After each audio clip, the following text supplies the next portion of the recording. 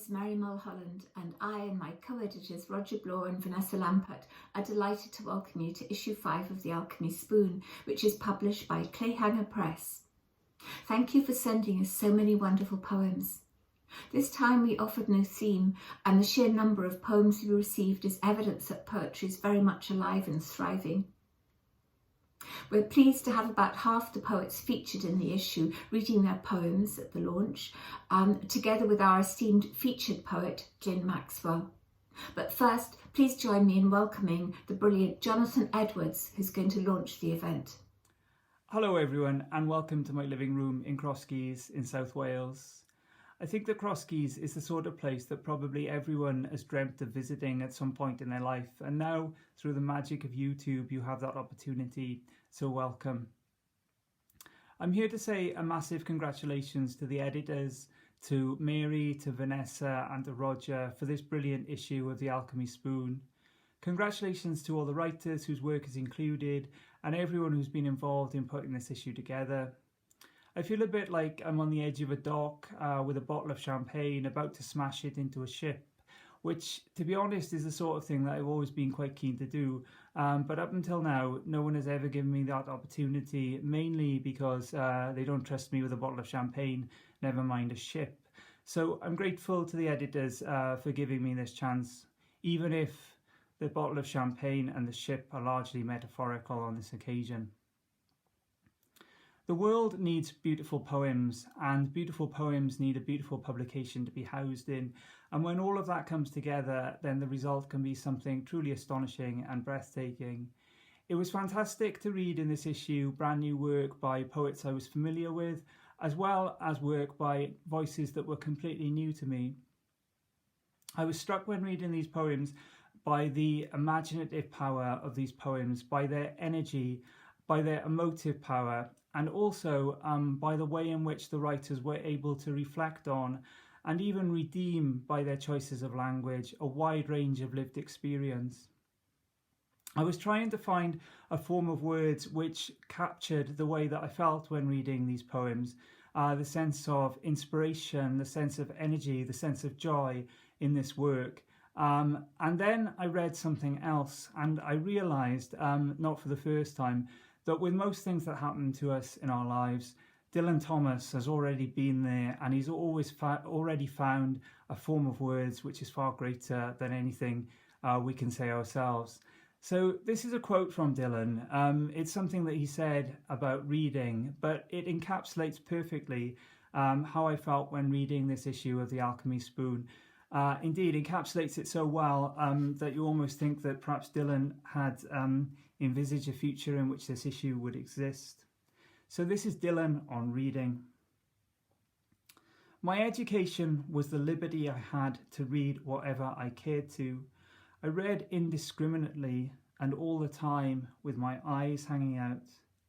I never could have dreamt there were such goings on, such deals and argy-bargies, such ice blast of words, such love and sense and terror and humbug, such and so many blinding bright lights breaking across the just awaking wits and splashing all over the pages as they can never quite do again after the first revelation, in a million bits and pieces, all of which were words, words, words, and each of which seemed alive forever in its own delight and glory and right.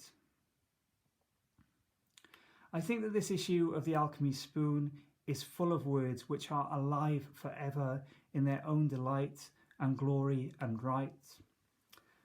I just want to say a huge congratulations again to the editors and to all the writers involved.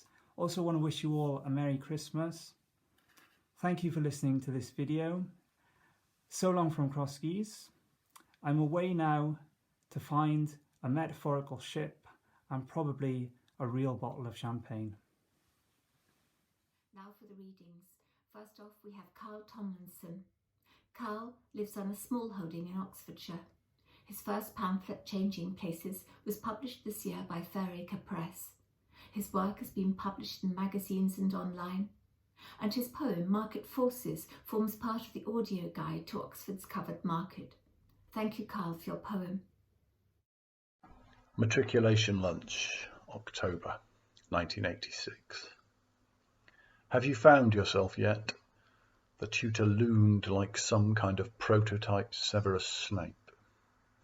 Linguists were excused the general paper, but pinned down in the senior common room, on the Saturday after coming up, I wished that I'd had to write an essay on what I'd do if I ruled for a day, or some such guff. As it was, I was stumped.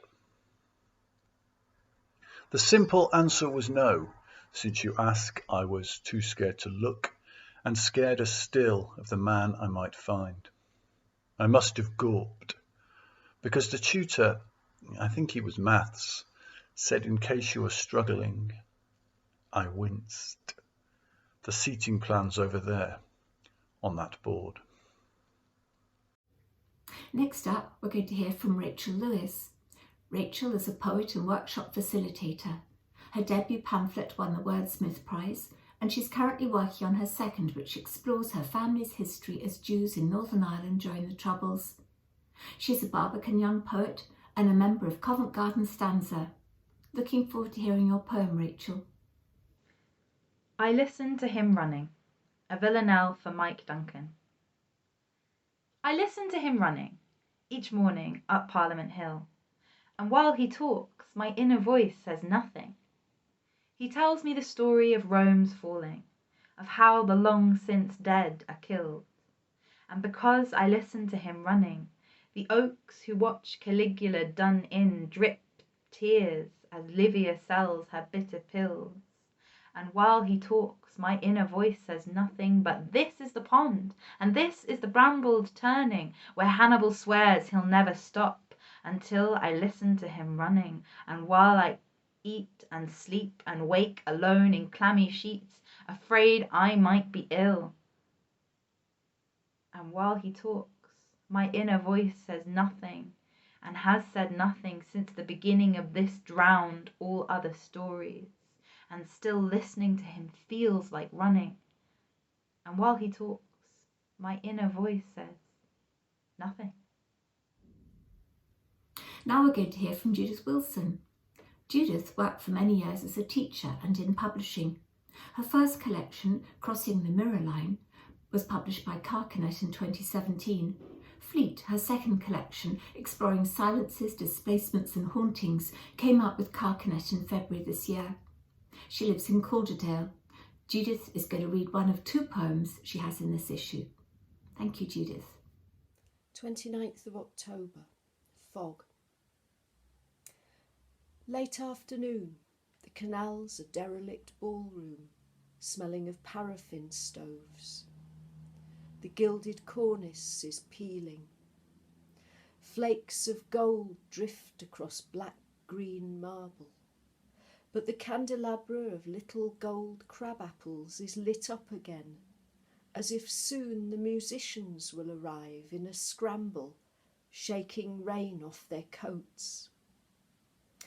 I want to stand here for a long time inside this mizzle, between the bright thread and the dark, to watch yellow leaves float on black water, to trust in the gravity of narrowboats with cockeyed chimneys, bicycles wintering on roofs.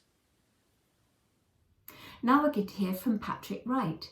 Patrick is the author of Full Sight of Her, published by Black Spring Press. He's been shortlisted for the Bridport Prize and teaches English literature and creative writing with the Open University. Patrick will read one of two poems he has in issue 5. Thank you, Patrick. Cold, dark matter. Thanks to you, I am learning to see again, through a sparseness of particles. Like how I learned to listen to an eyelid twitch yes and no through a coma. Darkness, I've come to realize, is a privilege. Known at 4 a.m. and sleepless, the sun rising like a scalpel and turning the room purple. Somehow we go on, and somehow it never ends, and we go on like a double pendulum. Perhaps love is like this fixed explosion. Perhaps you're nearer now than the word belief. Now we're pleased to hear from Simon Madrill. Simon was born in the Isle of Man and has lived in Brighton and Hove since 2020. He writes as a queer Manx man thriving with HIV. His debut chapbook, Throatbone, was published in America last year by Uncollected Press, and Simon's Queer Fella won the Rialto 2020 Open Pamphlet Competition. Thank you for your poem, Simon. This is a centre arranged from Nigel Young's book, 70 Haiku from Nigel for Nigel, edited by his partner of 38 years, Jonathan Blake, and their friend Peter Bradley. Get back home soon and get well soon, Nigel. From Nigel, for Nigel. I have measured out my life with haiku, my wardrobe strewn naked upon the floor, dusting the phone for the sake of love. The moth hole in his jumper scrunched on a settee, his 9 missing teeth, dark eyes blacker than smoke. Stone theatres sing my lament, corpses in their mouths take men to bed, not war. The pavement pours onto the street. In the distance, a golden moment is on a walk. The fisherman lights a solitary beach. Fog drifts by the sea as I trundle to sleep. Clouds reach down, wet fairies tickling me a shiver. A mysterious crow glides through the fierce wind. The clean-shaven sun pops up and gulps it down. Saving the tree, going down in a waving frenzy, I jogged the path with blossom every step, wisteria floating on a lake across my face.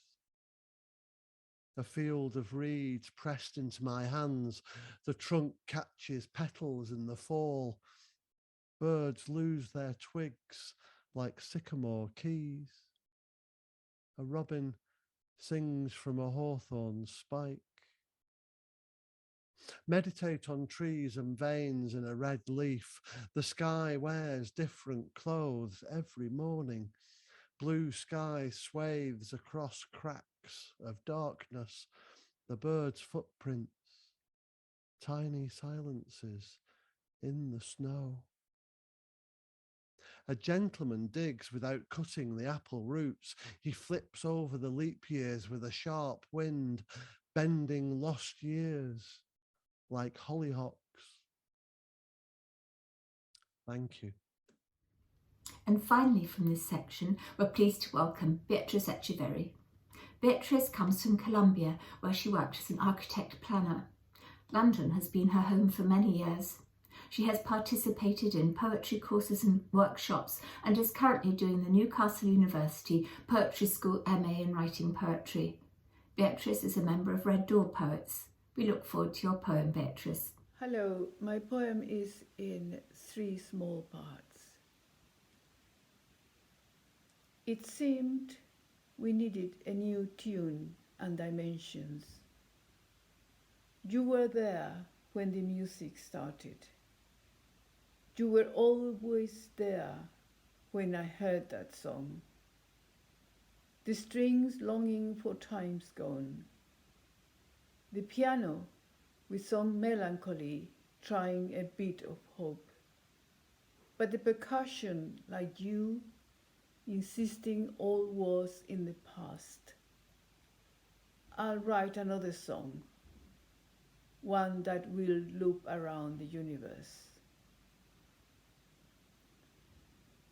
I'd written somewhere that I've applied for another life, a new one, to become a scientist, to follow the stars, like the one currently spinning away 1,000 miles per second. It'll take her 100 million years to break loose. It'll wander forever beyond the Milky Way. Its twin seems to have been the culprit. We found it the day we walked along the shore to get rid of the grit that was irritating our life. A dark grey stone polished by the comings and goings of the tide. A flattish oval shape that when held will get your fingers turning it round and round. Thank you for listening. The next poet to read is Diana Cant. Diana is a child psychotherapist. She has an MA in poetry. She's been published in a number of anthologies and magazines and has 2 pamphlets. The first, Student Bodies 1968, was published by Clayhanger, and her second pamphlet, At Risk, The Lives Some Children Live, was recently published by Dempsey and Windle. Here's Diana. Hello, I'm Diana Cant, and this is my poem, Rocking.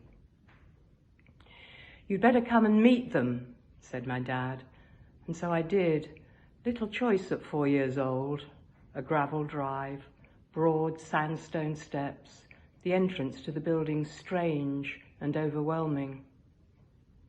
I may have taken presents, but my memory is freeze-frame, no panning shots. Desperate to see my mother, her place taken by grandmother come to stay, whose rules must be obeyed.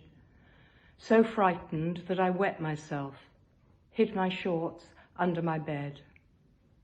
I climbed those steps, eager, excited, but sensing change. I don't remember what I wore. Perhaps the small grey shorts dried miraculously overnight. It started well enough. My dad opened the double doors. A huge hallway, tiled black and white, a dappled rocking horse, red velvet saddle waiting to be filled. I do remember what I saw. In my mother's arms, 2 tiny heads, her gaze on them, not me. I fled, back to the safety of the scarlet saddle, the rocking of a comfort I didn't have to share. Thank you. Now we have Phil Vernon. Phil works in the international humanitarian and peace-building field. His collection, Poetry After Auschwitz, was published by Sentinel in 2020. Another collection, Watching the Moon Landing, is shortly due from Hedgehog Press. Here's Phil. Child, you notice things, it's true. The wren that hasn't built a nest to welcome spring. The trees blown into trees, aslant across the hill. Our lowered words of war. You sense our fear and ask why we can only see and hear through misted glass. You notice things, it's true. We may not be at war, but through that clouded glass, we hear the silence in an unfamiliar key. And as you quietly say, the sky's a restless blue.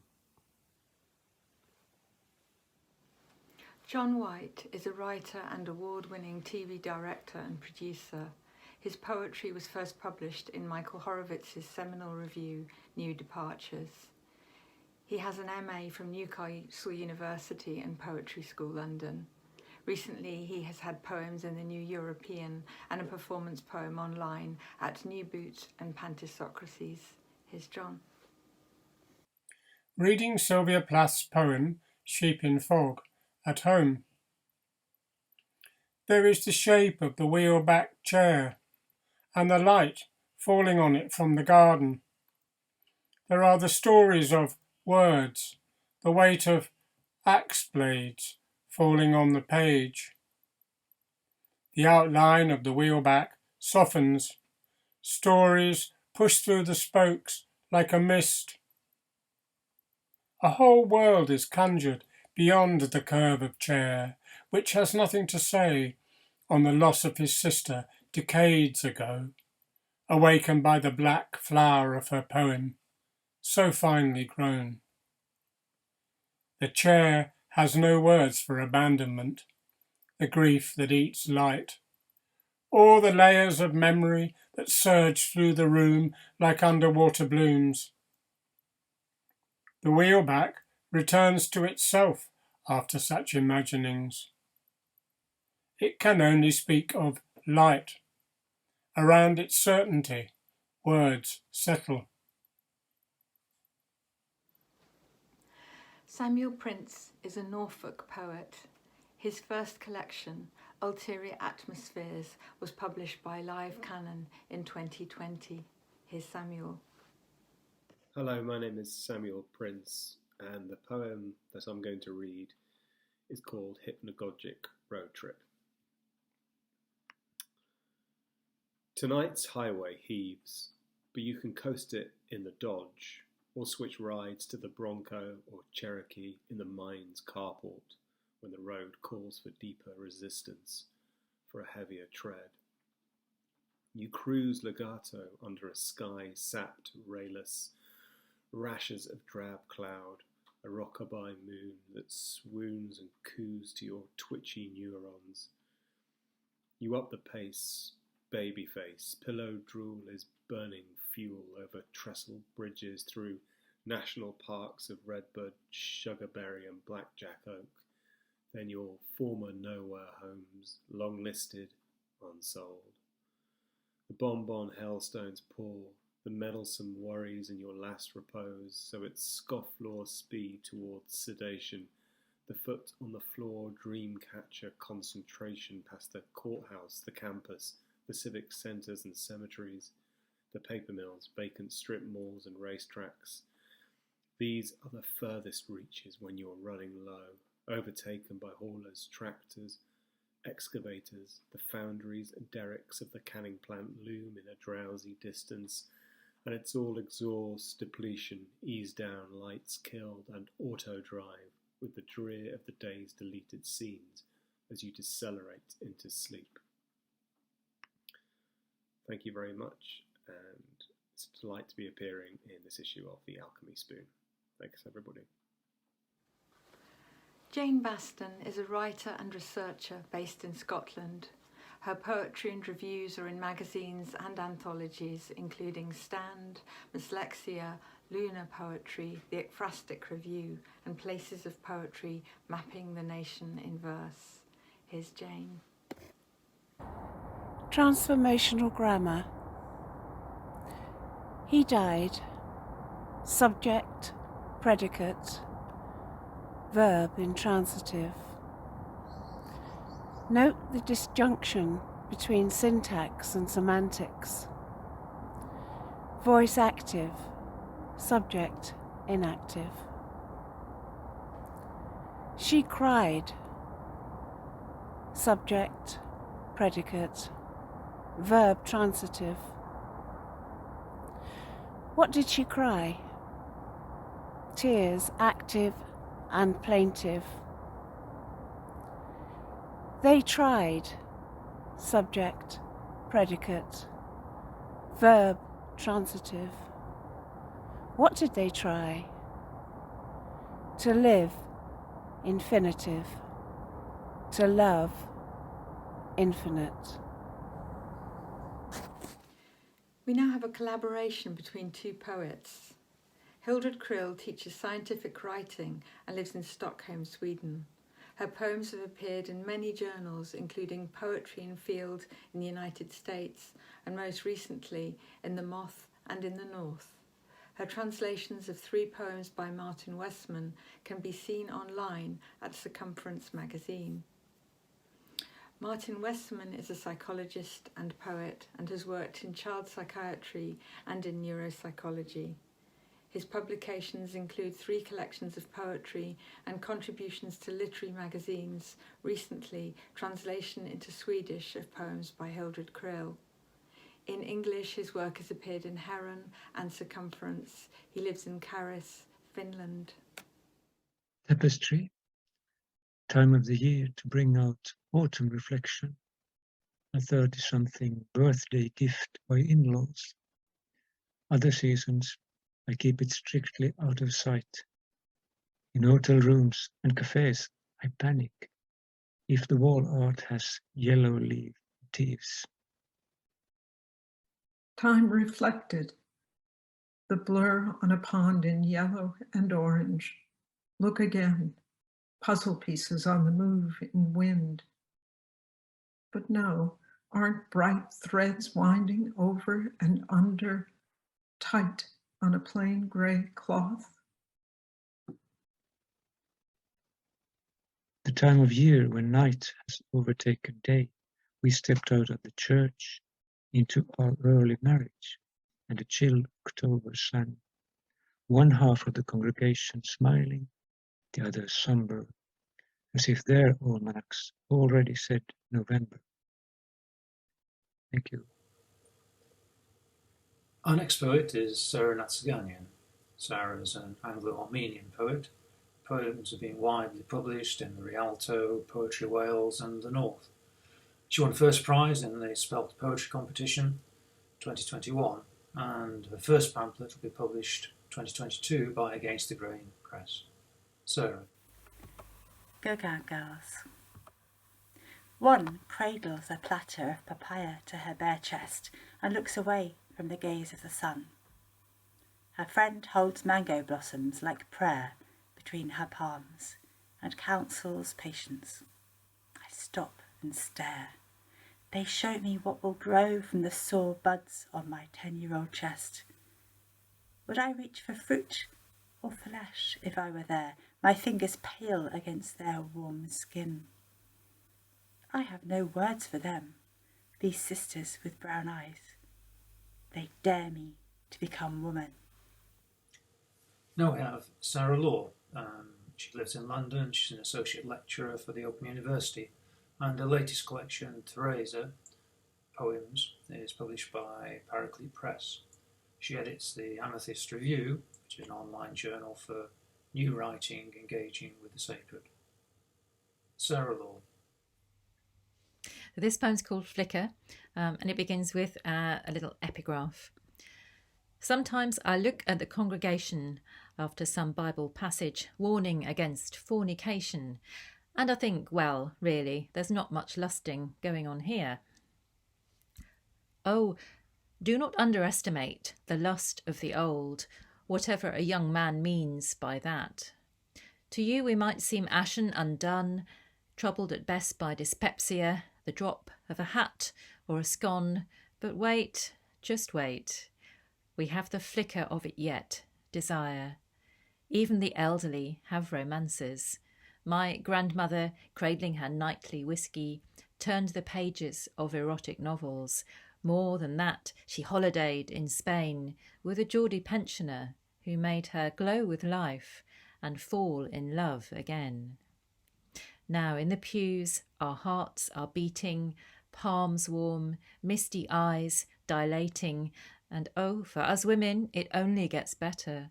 Heat and aridity's made us more flammable, dreams more lucid, far less manageable, all those quick dark moments of the body, outside sight or space. Ah, something of love's paradox is oscillating here. And isn't that really what we all long for? The keystone rejected and weathered, and threaded with silver, and precious beyond measure.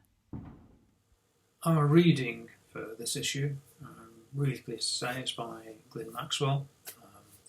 Glyn's latest book, How the Hell Are You, was shortlisted for the 2020 T.S. Eliot Prize.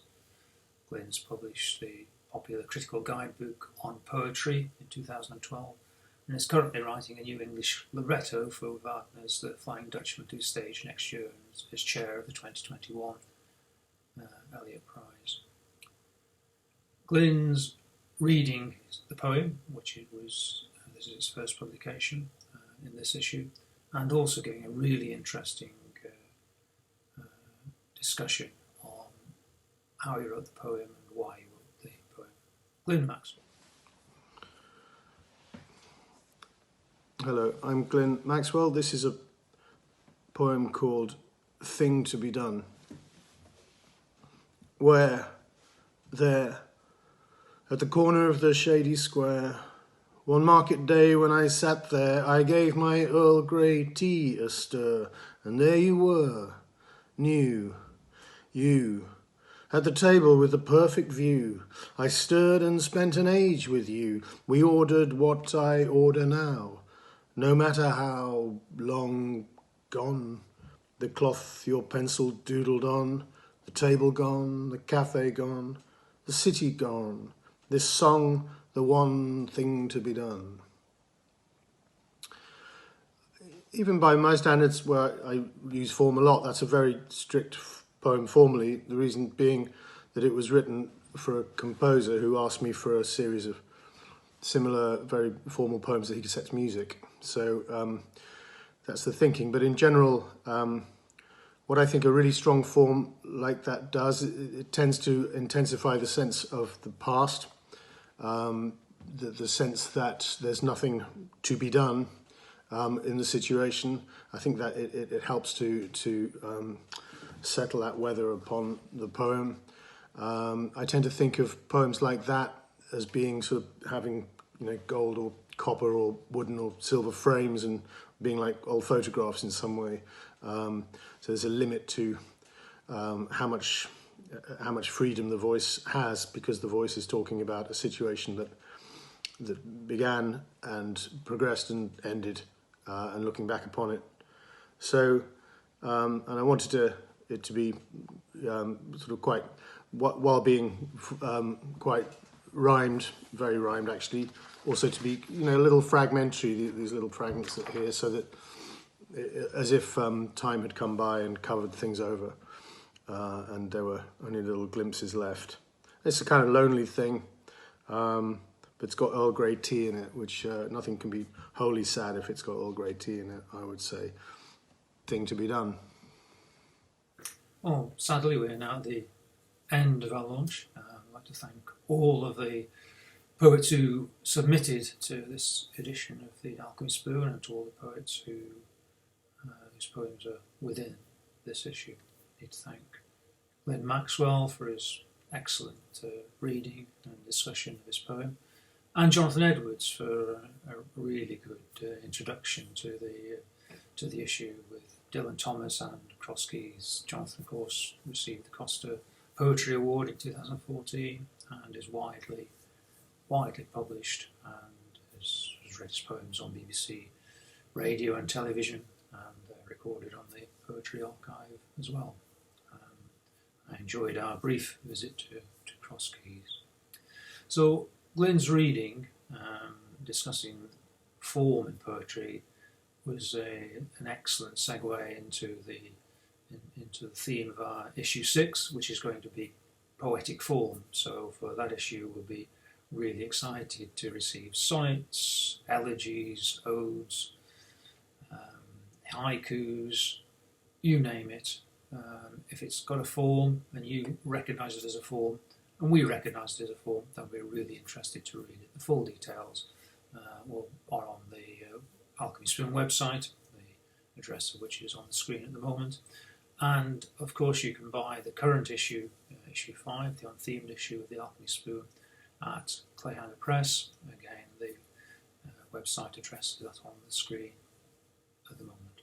So thanks very much for attending, and once again, thanks to everybody who made both the magazine and the launch possible. Good night.